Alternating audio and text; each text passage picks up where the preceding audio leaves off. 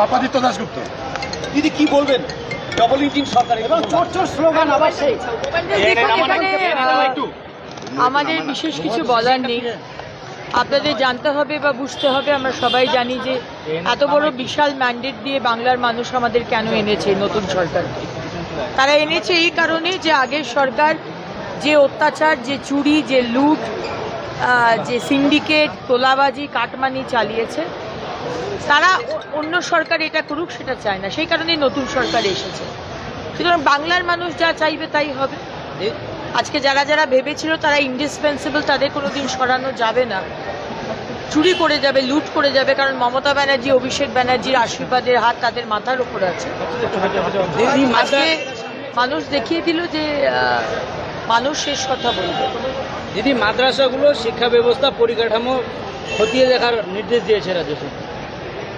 অবশ্যই দেখতে হবে, কারণ আমি বরাবর বলে এসেছি, বিধানসভার মধ্যেও যখন বিরোধী দলে ছিলাম তখনও বলে এসেছি যে আজকে প্রায় 5,713 কোটি টাকার যে অনুদান দেওয়া হচ্ছে মাদ্রাসাতে, সেখানে কতগুলো ছেলেমেয়ে তার সাহায্য পাচ্ছে, তার হেল্প পাচ্ছে। কতগুলো ছেলেমেয়ে doctor, engineer, IAS, IFS, IRS, scientist, এগুলো হচ্ছে, এটা দেখা দরকার। টাকাগুলো কোথায় যাচ্ছে, মাদ্রাসাতে মডার্ন এডুকেশন দেওয়া হচ্ছে কিনা। কারণ আমরা চাই বাংলায় নতুন সরকার যে উন্নয়নের যে রাস্তা আমরা নিয়েছি, সেখানে সংখ্যালঘু সম্প্রদায়ের ছেলেমেয়েরাও তারা যোগ দিক, একসাথে আমরা বাংলাকে এগিয়ে নিয়ে যাব।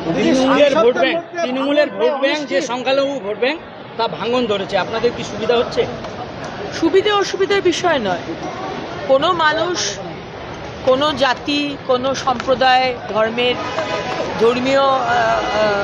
ধর্মের ভিত্তিতে, কোনো মানে রিলিজিয়ন বেসিসে কোনো সম্প্রদায় যদি কিছু না পায় সরকারের থেকে, দিনের পর দিন তাদেরকে শুধু ভোট ব্যাংকের জন্য ব্যবহার করা হয়, ইট ইজ ভেরি ন্যাচারাল যে তারা সেই দল থেকে সরে যাবে। কারণ ultimately end of the day একটা হিন্দু মহিলা যা চায়, একটা মুসলমান মহিলাও তাই চায়, একটা শিখ মহিলা বা খ্রিশ্চান মহিলাও তাই চায়, একটা শিখ ছেলে বা মুসলিম ছেলে বা হিন্দু ছেলে বা পার্সি ছেলে, জৈন ছেলে তাই চায়। মাথার উপর ছাদ, দুমুঠো খেতে পাবো, জল পাবো, ফিল্টার্ড ওয়াটার, পিওর ওয়াটার, রাস্তাঘাট, লজিস্টিক, চাকরি, শিক্ষা ব্যবস্থা, স্বাস্থ্য ব্যবস্থা, সেটা 15 বছর মমতা ব্যানার্জি দিতে পারেননি।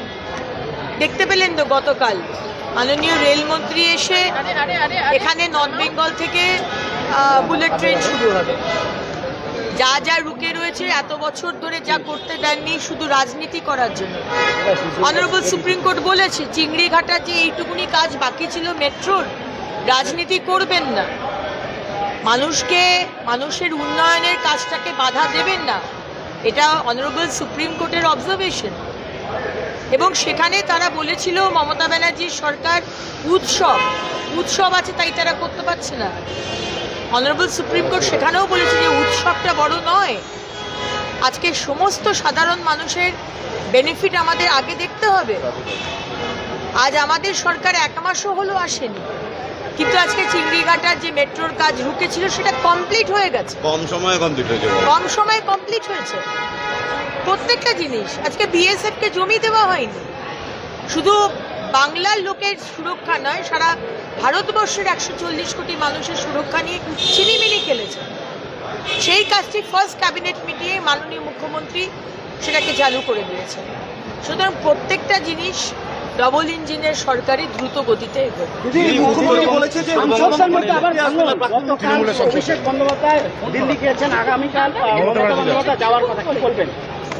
আমাদের এটা খুব একটা গুরুত্বর বিষয় নয়।